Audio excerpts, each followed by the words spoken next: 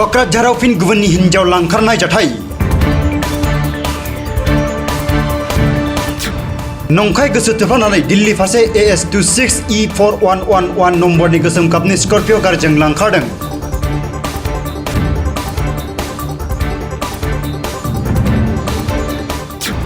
बिमाजों लोगोसे फिसाजोखौबो लांखारो धसरत बसुमतारिया।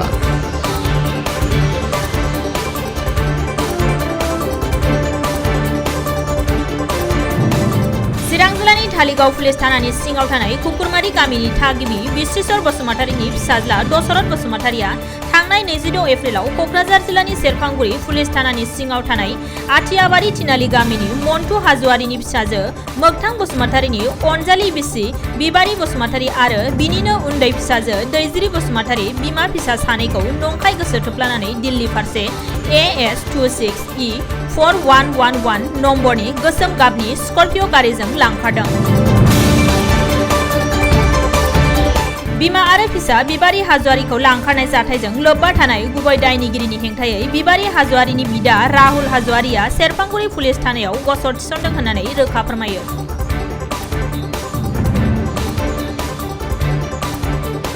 बिबारि हाज'वारिजों लोगोसे उन्दै हिन्जावसा दैजिरि बसुमतारिखौ सोरबाफोर नुयोब्ला नखरनि सोद्रोमाफोरनो खौरां हरनो खावलायदों राहुल हाज'वारिया।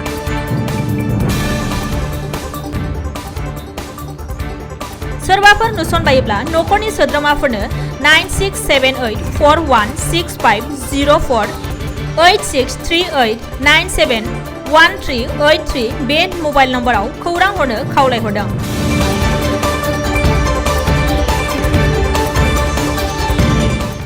बिबारि हाज'वारिया आंनि बिनानाव असे आरो बे बिबारि हाज'वारिखौ बे आथियाबारि थिनालि गामिनिनो मोगथां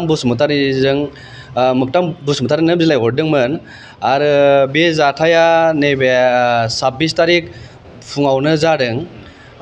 बिबारि हाज'वारिया बे उन्दैखौ लानानै बै हौवाया धसरत कुकुरमारिनि होनो दालिगावनि कुकुरमारि जायगानि बे धसरत बसुमतारिया बिथाङा मा फुस्लायनानै लानानै खारलांदों। बिथाङा दा बर्तमान बे गावनि निजा गारि बे स्कर्पिय' S26E4111 गारि नाम्बारा बे गारिखौ लानानै दिल्लीसिम थांनानै दंहैयो। बेखौ माने फास्ट टेगनि गेजेरजों मिथिनो मोननाय जादों। दा बे बिथाङा बिदिनो दिनैल' नङा सिगांबो माने गुबुननि फेमिलियाव बिदिनो फिसायफोरजों लोगो जानानै बिनि सोरनिबा बिसिजों फिजिकेल रिलेसन जानाय, सोरनिबा बिसिखौ बिदिनो थगायनानै लानानै थांनाय गुबुन जायगायाव, बेफोरबायदि खामानि मावनाया दिनैल' गोदान बाथ्रा नङा। दिनै आरो फिर आंनि बिनानावजों बिदि मोनसे घटना घटिनो नागिरदों। दा बिथांखौ जेरैखिजाया बबाव दं बेखौ नागिरनानै अननानै बा पुलिसावबो जोङो किसुमान बे बिलाइखौ FIR होनाय जाबाय दा सेरफांगुरि पुलिस थानायाव।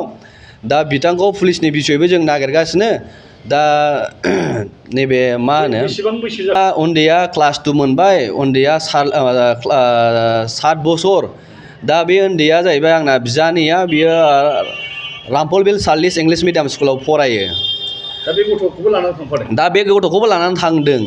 मानसिया NLFB मानसियाथ' NLFB होनदों।